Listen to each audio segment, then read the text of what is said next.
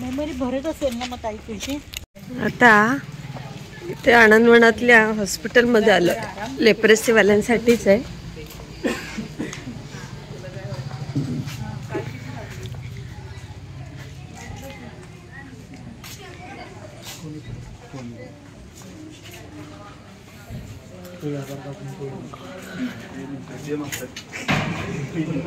स्वच्छ क्लीननेस एवढा आहे ना इथे, खरंच छान आहे. किती प्रकारचे इथे अलाइनमेंट आहेत.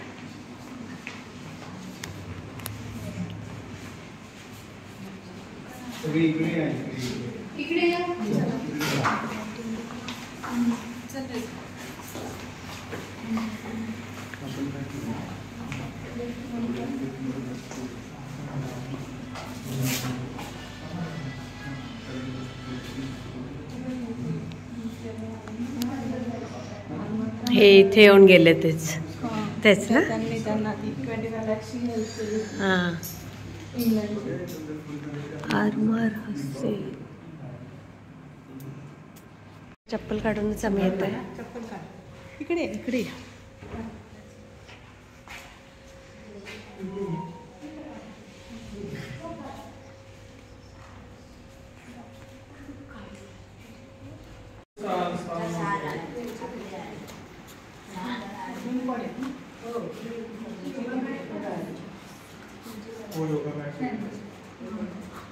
काय योगा मॅट्स आहे या?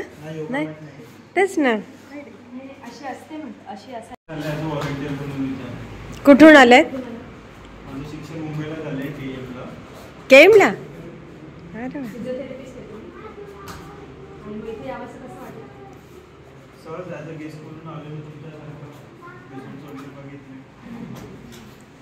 नाव काय? डॉक्टर ऋषिकेश गावंडे. मुंबईत ना कुठून? हा 2 वर्ष सेवा दिली आहे. डॉक्टर प्रयत्न चाललाय की जेवढे यंग लोक होणार तेवढे यायला पाहिजे.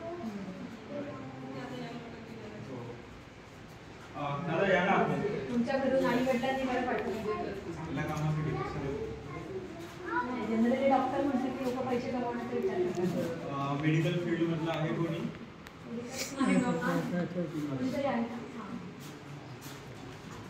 तर आपलं जे कम्युनिटी सेंटर आहे जिथे आपण फिजिओथेरपी रिहॅब घेतो, त्याच्यामध्ये एक्सरसाइज थेरपी आणि इलेक्ट्रोथेरपी असे 2 पार्ट्स असतात.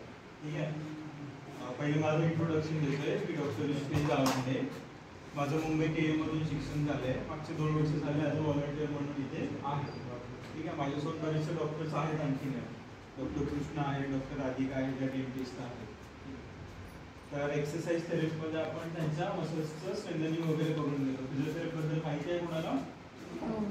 काय काय माहिती आहे? ठीक आहे. तर अच्छा, स्नेह सावली आपुलकीला जाऊन आले तुम्ही? स्नेह सावली आपुलकी हे एक ओल्ड एज होम सारखं आहे. जे पेशंट लेप्रोसी क्युअर्ड पेशंट आहे, ज्यांना सोसायटीमध्ये ॲक्सेप्टन्स नसतो, त्यांना आपण तिथे राहण्याची सुविधा करून देतो. ठीक आहे. त्याच्यामध्ये जनरली अबव 50 आहे, जेरिएट्रिक ज्याला म्हणू शकतो. म्हाताऱ्या माणसांमध्ये आपण जनरली बघतो की कोणतरी पाणी प्यायला किंवा बाथरूमला उठले आणि स्लिप झाले आणि फ्रॅक्चर झाले. तर का? तर त्यांचं मसल बॅलन्स नसतं, कोऑर्डिनेशन नसतं, रिफ्लेक्सेस नसतं. तर त्यांचं आपण जेरिएट्रिक रिहॅबिलिटेशन इथे करून घेतो. असे इक्विपमेंट्स असतात ऑब्स्टॅकल ट्रेनिंगसाठी, बॅलन्सिंग इक्विपमेंट्स असतात किंवा जिलेट ट्रेनिंगसारखे इक्विपमेंट्स आपण करून घेतो. लेप्रेसी ओरिएंटेड झालं तर लेप्रेसीमध्ये बऱ्याचशा प्रकारच्या डिफॉर्मिटीज येतात. जसं हँड डिफॉर्मिटी होते, क्लॉ हँड वगैरे होतं. सेकंड, चेहरा पडला एक साईडला जातो. थर्ड, हाताचा पंजा पडतो, पायाचा पंजा पडतो.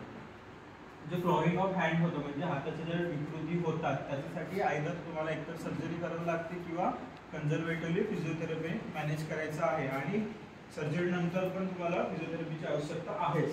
तर हाताचे जे छोटे छोटे स्नायू असतात त्यांचं स्ट्रेंथनिंग करणं, त्यांचं फंक्शनल ॲक्टिव्हिटीज वाढवणं हे गरजेचं असतं. तिथे छोटे बोर्ड्स आहेत मागे बघत आहात तुम्ही.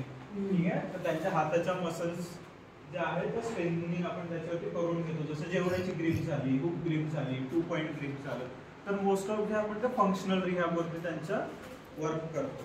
ठीक आहे. लेप्रेसी झाला म्हणजे असं नाही की बाकीचे आजार होणार नाही. न्यूरोलॉजिकल आजार पण आहेत, पार्किन्सन होणं आहे, स्नायूचे आजार आहेत, सोबत स्पायनल कॉर्ड इंजुरी होणं आहे, आणि रिप्लेसमेंट आहे, डिजेनरेटिव्ह कंडिशन्स आहेत. ठीक आहे. तर ओव्हरऑल इन जनरल आपल्याकडे सगळं काही फिजिओथेरपीचं रिहॅब होतं. सोबतच आपल्याकडे डिफरंट स्कूल आहे, संधी निकेतन म्हणून आहे जे वोकेशनल सेंटर आहे, आणि ग्राउंड आहे जिथे सोशली लो इकॉनॉमिक जे मुलं आहेत ते प्रॅक्टिस करतात, त्यांचं पण आपण रिहॅब इथे करतो. सध्याचं फिजिओथेरपीचं आपल्या ओपीडीला 50% ओपीडी आहे. मला नाही वाटत जनरल प्रॅक्टिशनर सोडून कुठे असणार. आणि महिन्याला जवळपास आपले 1200 ते 1300 फिजिओथेरपी सेशन्स होतात. तेही मला नाही वाटत ऑल ओव्हर इंडिया कम्युनिटी लेवलला 1200-1300 सेशन्स होत असणार. ठीक आहे. आपल्याकडे अल्ट्रासाऊंड, इलेक्ट्रोथेरपेटिक मोडॅलिटीज जे आहे, मसल स्टिम्युलेटर आहे, टेन्स, प्रत्येक गोष्ट अवेलेबल आहे.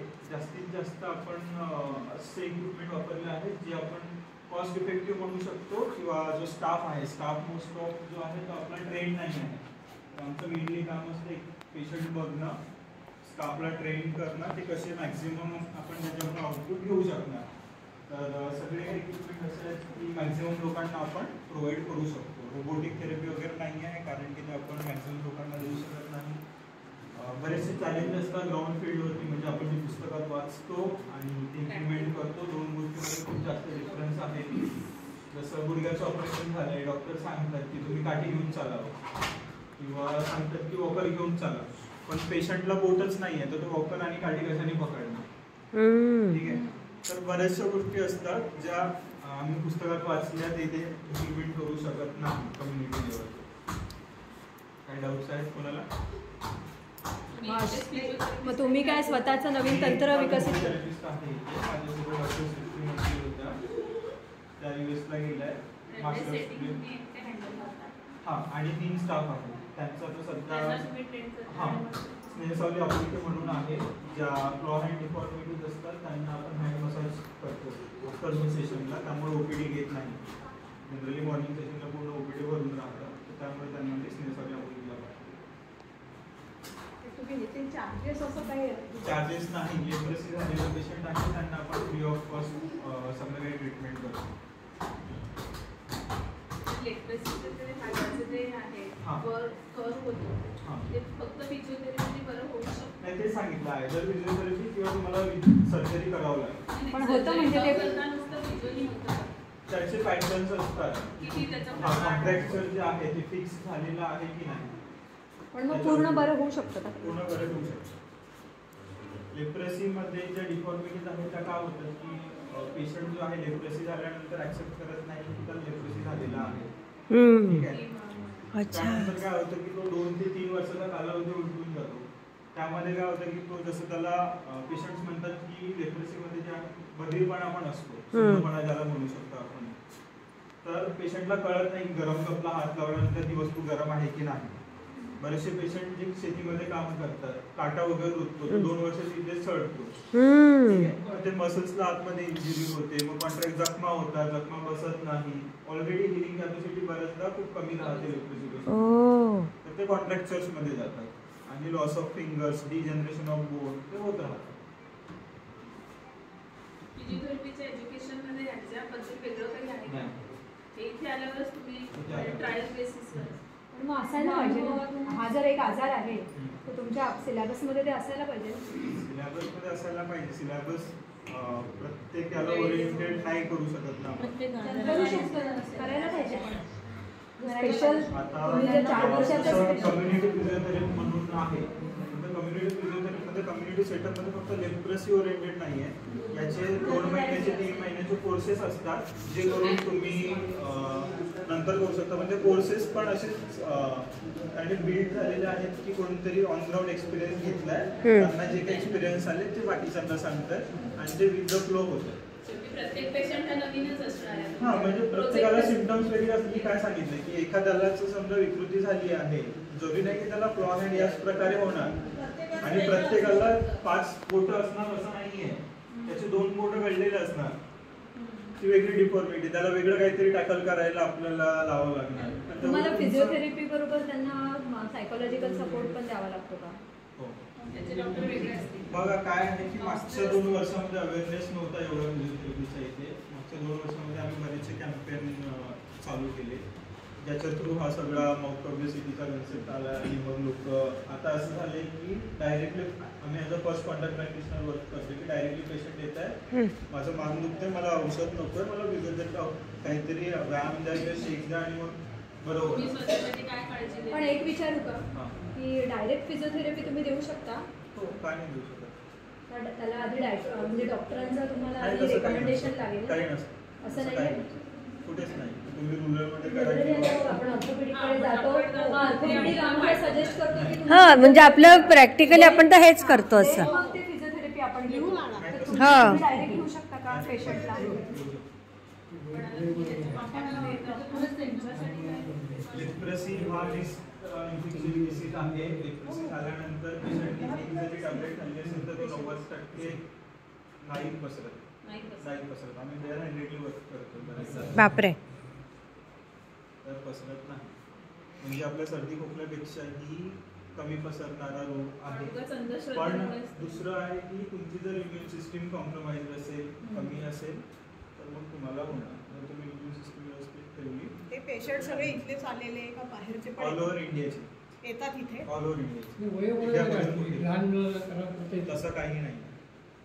आता मागच्या महिन्यात किती 15 दिवस? वर्षाचा मुलगा आला. किती? 15 वर्षाचा बाळ. अरे अरे अरे अरे अरे. त्याला कशामुळे होतं ते? कशामुळे झालं ते? कॉन्टॅक्ट मध्ये आला असेल कोणाचा तरी, त्याची इम्युन सिस्टीम नसेल तेवढी बिल्ड झाली विक टाईम आणि ते झालं.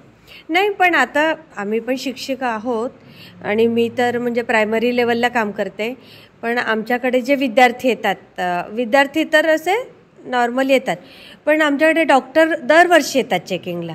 पण तो कोणाच्या कॉन्टॅक्टमध्ये नाही आला तरी काही मुलांना असे पांढरे डाग आलेले असतात, ते बधीर झाले, तेलकटपणा असतो त्या डागांना. ठीक आहे. बरेच आता नॉर्मली पण तुम्ही बाहेर या सोसायटीच्या बाहेर पण जाणार तर तुम्हाला लेप्रेसीचे जे बॅक्टेरिया आहे ते आढळणार मातीमध्ये. हां तेच कॉन्टॅक्ट मध्येच आले म्हणून. हां मी इथे यायच्या अगोदर पण किंवा तुम्ही पण इथे यायच्या अगोदर कमीत कमी कितीतरी हजारो बॅक्टेरिया सोबत कॉन्टॅक्ट झालेला आहे. तुमची इम्युन सिस्टीम या प्रकारे बिल्ड झाली आहे की त्याला ती फाईट करू शकते.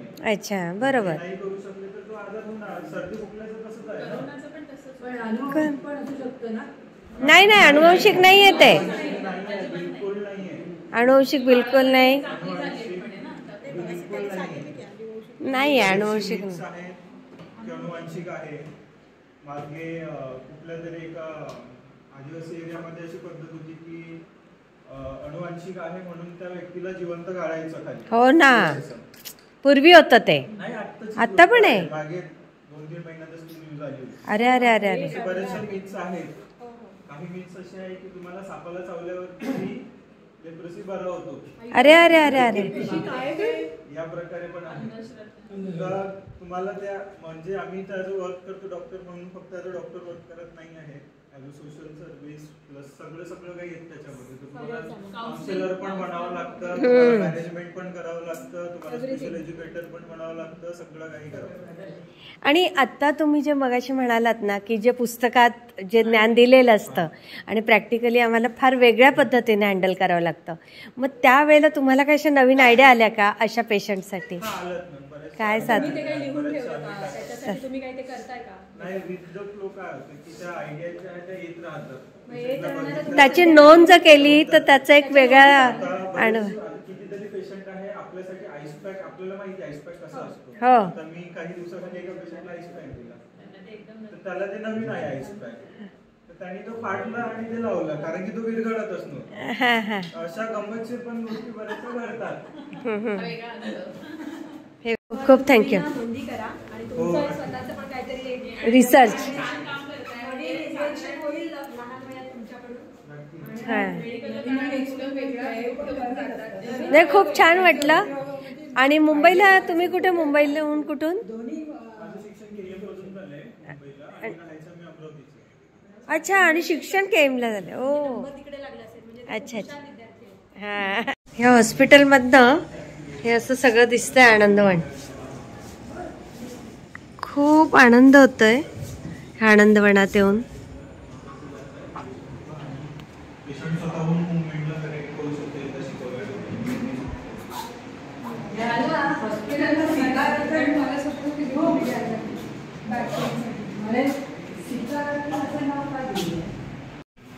आता हॉस्पिटल बघायला चाललोय ना.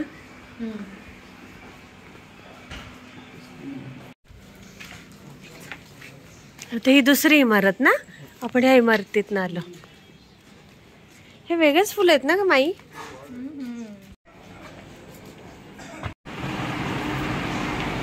माई मास्क आणायला.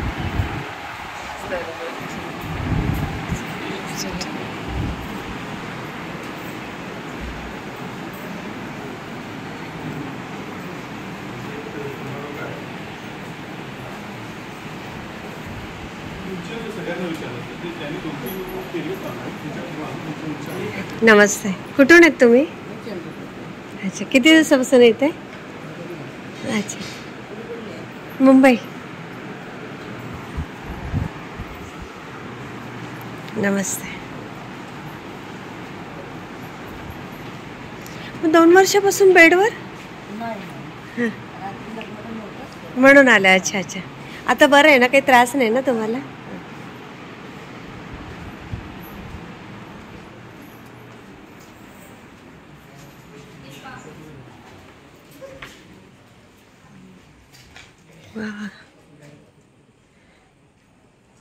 हे सूर्यफुलाचं झाड असेल का? कसलं असेल ते? वेगळंच आहे ना सूर्यफुलासारखं.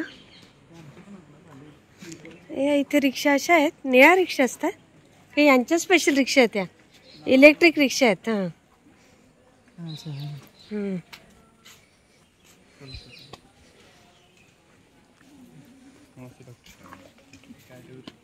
नमस्ते.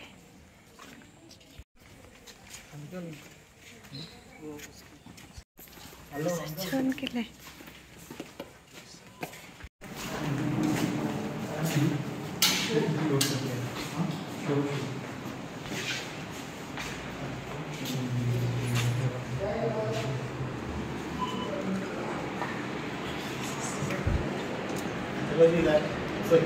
वेगळे इन्स्ट्रुमेंट फक्त नावेने बोलून तुम्हाला सांगतो. बाकी आपल्या प्रत्येक लोकांना हे IITच्या पुण्याच्या विद्यार्थ्यांनी बनवलेले एक ATM नावाचं इन्स्ट्रुमेंट आहे.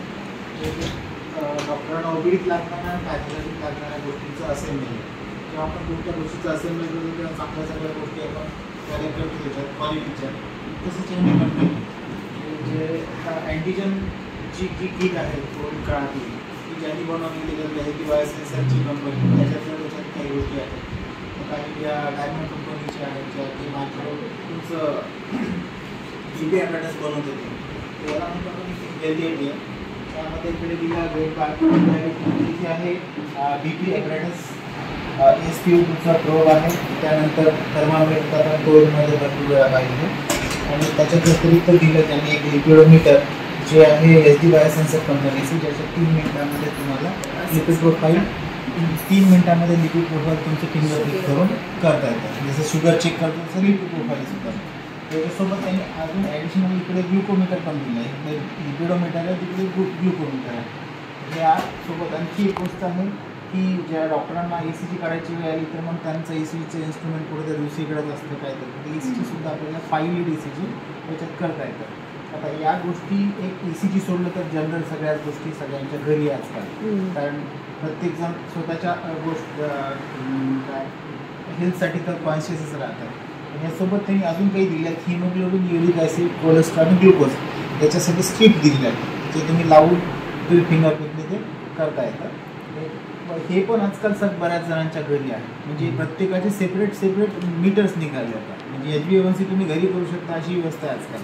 त्याच्यासोबत एक रीडर एक दिला आहे, त्याच्यात सध्या तरी चिकनगुन्ह्याची केसची किट पडू नये अशाच आकाराच्या सर्व टेस्ट त्यांनी बनवल्या, जेणेकरून आपल्याला प्रोसेस करून याच्यामध्ये ठेवून ते रीड करून देईल की ते निगेटिव्ह आहे का पॉझिटिव्ह आहे का काय. त्याच्यासोबत HIV, HbA1c, VDRA, dengue, malaria, urine pregnancy test आणि तुमची ट्रॉपटी जी हार्ट डिसीजच्या कन्सल्टिंग असलेली टेस्ट, आणि हळूहळू ते ज्या गोष्टी निगेटिव्ह पॉझिटिव्हमध्ये बिलीव्ह करतात त्या हळूहळू त्याच्यामध्ये ते इम्प्लिमेंट करतात. याचं जे डिस्प्ले आहे चालवण्यासाठी त्यांनी मग सेपरेट इलेक्ट्रिसिटीची अडचण येऊ नये कुठे, म्हणून त्यांनी पॉवर बँकवरच चालवण्याची व्यवस्था त्याच्यात केली, जेणेकरून तुम्हाला इलेक्ट्रिसिटीची गरज अडचण ऐन वेळेला यायला नाही पाहिजे. नाहीतर नुसतं इलेक्ट्रिसिटी असून सुद्धा एक्सटेन्शनच पाहिजे, मग कंटिन्यू लाईटच पाहिजे, अशा खूप काही अडचण येऊन जातात. या व्यतिरिक्त याचं जे डिस्प्ले दिलं ते सगळं चालतंय, तर ते चालतंय कुठं दिसतंय कुठं ते कळण्यासाठी त्यांनी हेल्थ नो नावाचं एक ॲप आहे ते त्यांनी त्याच्यासोबतच दिलं, या टॅबमध्ये इन्स्टॉल करून दिलं. युजर आय डी आणि पासवर्ड त्यांनी त्यांच्या PFMCवरून आपल्याला दिलेला असतो. एकदा पेशंटचं रजिस्ट्रेशन केल्यावर आपल्याला त्याचे 24 तासात त्या रजिस्टर केलेल्या पेशंटचा मोबाईल नंबर ट्रेस करायचा. जर कोणाकडे मोबाईल नंबर नसेल असू शकतं नव्हता, तर आनंद मनामध्ये तशी वेळ येते की जेव्हा वॅक्सिनेशन होतं ना तेव्हा आमच्याकडच्या 75% लोकांकडे मोबाईलच नव्हता. मग दुसरी गोष्ट, मोबाईल आहे तर OTP नाही येत, त्याच्यात OTP पण टाकता येतो, पण जर आला तर ठीक, नसेल तर तुम्ही 00 टाकून ते प्रोसेस करतो. म्हणजे जे तुम्हाला अडचणी यायच्या त्या हळूहळू त्यांनी त्याला रिझॉल्व्ह करायला पाहिजे. नाहीतर मग OTPची वाट पाहत बसल्यावर 2दा ट्राय करतो आपण, 3दा ट्राय करतो आणि बाहेर पडलं की 5 OTP येतात, आता कोणता तोपर्यंत 1 मिनिट गेलेलं असतं. मग ह्या सगळ्या गोष्टींचं सायमल्टेनियसली त्यांनी सोल्युशन काढून याच्यामध्ये ते केलं. आणि त्याचा जो डिस्प्ले झालेला रिपोर्ट आहे तो तुम्ही व्हॉट्सअपवर, ट्विटरवर जिथं तुम्हाला शेअर करता येतं ते करता येतं, ते कलर कोड सहित येतं. त्याच्यामुळे तुम्हाला त्याच्यात मेल वगैरे करता येईल, सगळ्या काही गोष्टी त्याच्यामध्ये आहेत. अशा 122 टेस्टची ॲडजस्टमेंट त्यांनी त्याच्यात. बापरे. हळूहळू ते त्यांचे रिसर्च चालू आहे की सिकल सेलसारखी टेस्ट करता यावी, कारण या एरियामध्ये सिकल सेलचे पेशंट जास्त आहेत.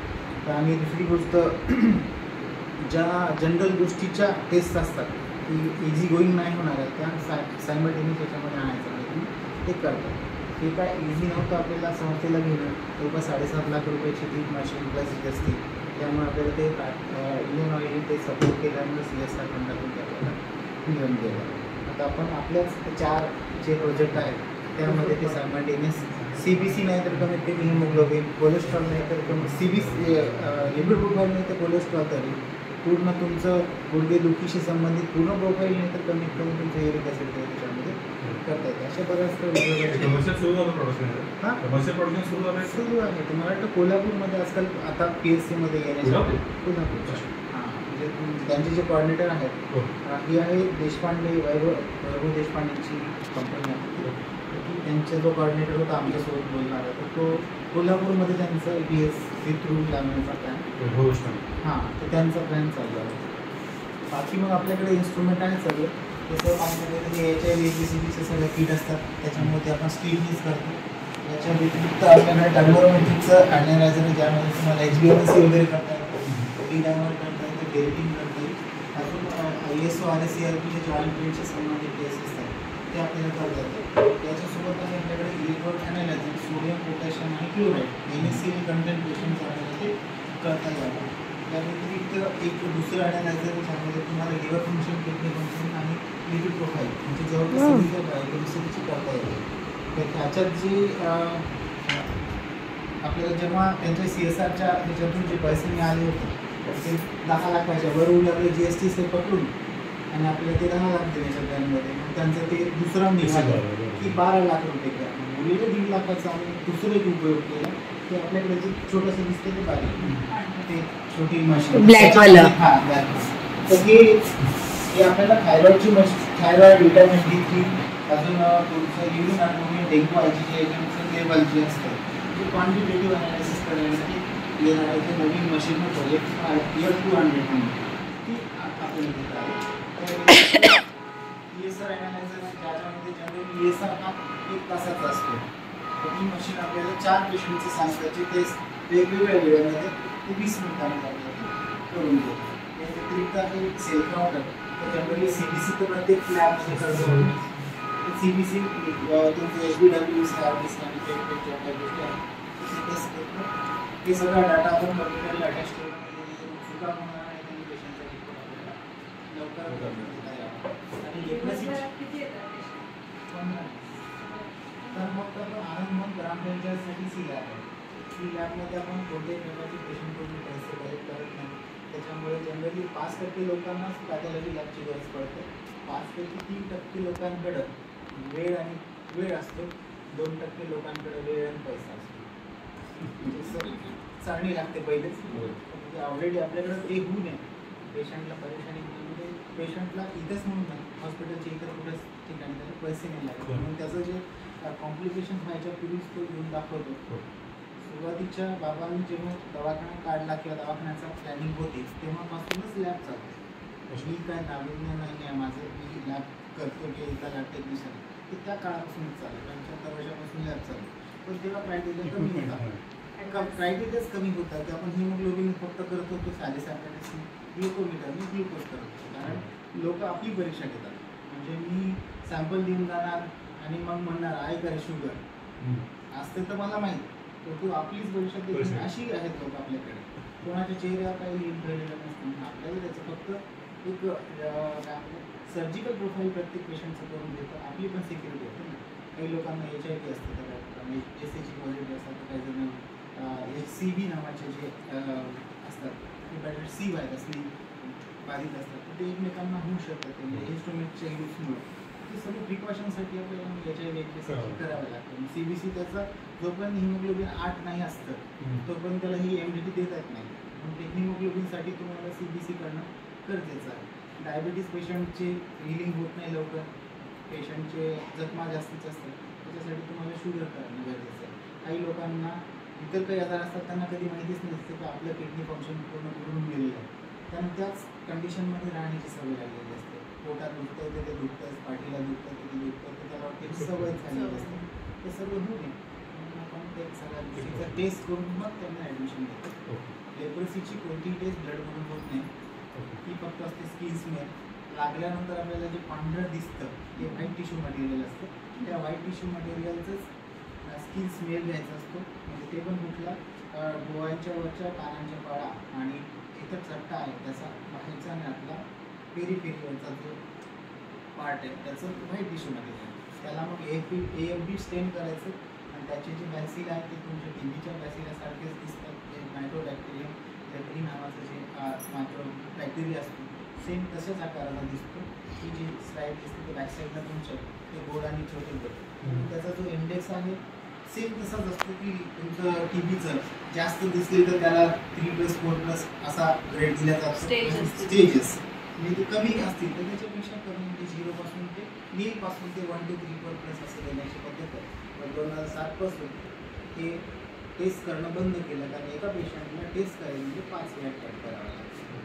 इथे 2 कुठेतरी त्याचं चटका येते, हे बंद केलं.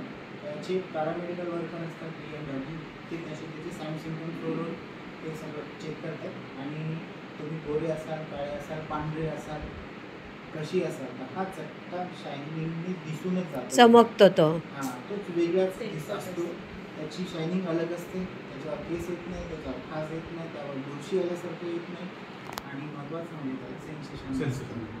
ह्या गोष्टीवरून किंवा काही जणांना आपण जे आता असं केल्याच्यानंतर आपल्याला खूप जोरात शॉक लागतो या 2 बोटांवर, हे फर्स्ट आणि सेकंडवर, तर त्यांना आपल्यापेक्षा 4 पटीने, कारण त्यांचे नर्व ह्या पॅरलाइज झालेले असतात, म्हणून त्याचे जे दुखणं असतं ते आपल्यापेक्षा जास्त असतं. आपण असं केल्याच्यानंतर आपल्याला कमी दुखतं, पण लेप्रोसी पेशंटला ते त्याच्या नर्व डॅमेज झालेलं असल्यामुळे ते सायमल्टेनियस त्याचा जो पेन असतो ते आपल्यापेक्षा दुखतं चौपट असतो. म्हणून ते काही त्यांचे ट्रिक्स असतात त्यावरून ओळखतात. ती थेरपी सेपरेटच आहे, ते लोक त्यांचं काम ते करतात, परंतु सहजासहजी चट्टे बघूनच लोक आजकाल येतात. 5 चट्ट्यांवर 6 महिन्याची ट्रीटमेंट आणि 5पेक्षा जास्तीची 1 वर्षाची ट्रीटमेंट, आणि एखाद्या व्यक्तीने 2 महिने 1 महिन्याचा ट्रीटमेंट घेतली असेल उरलेली ट्रीटमेंट होईल. पण ते एकदम नील नाही होत ना डॉक्टर, ते त्या ठिकाणी थांबतं ना, फक्त थांबतं ना, नील नाही. पेशंट तर 100% तो क्लिनिकली निगेटिव्ह असतो. अच्छा, पेशंट क्लिनिकली निगेटिव्ह असतो, पण चट्टा हा चट्टा व्हाईटच. पण मग बधिरता कमी होते का? नाही, फक्त त्या ठिकाणी स्टॉप होतं ते. स्टॉप होते. हां, तो भाग तेवढा फक्त वाढ होत नाही. वाढ नाही, म्हणजे सेन्सेशन हाताचं आणि पायाचं जातं सगळं, तळ पाय आणि तळहात. आमच्यासोबत सगळी माहिती द्यायला शिव सर होते. खूप छान पद्धतीने डिटेल असं सर्व माहिती आम्हाला ते मार्गदर्शन सगळं करत. बरं, छान सोय केली आहे ना, मस्त चहा गरम. काय आणू इकडे बिस्किट वगैरे ते खाकरा. चहा कॉफी काय काय पाहिजे तुम्हाला? कॉफी द्या ना. अरे चहामध्ये बिस्किट बुडवून खा मग कॉफी घ्या. असं थोडी असतं. चहा घ्या चहा. आपले कप घासायचे आणि धुवायचे. इतकी शिस्त लागते ना इथे आनंदवनात. बघा कसे सगळे म्हणजे जो कोणी येईल ना आनंदवनात त्यांना कळेल, जो जो आनंदवनात येईल त्याला कळेल की इथे जाऊन काय काय करावं लागतं. तसं घरी करावं. हां आणि मस्त असे सगळे चहा नाश्ता करत बसले.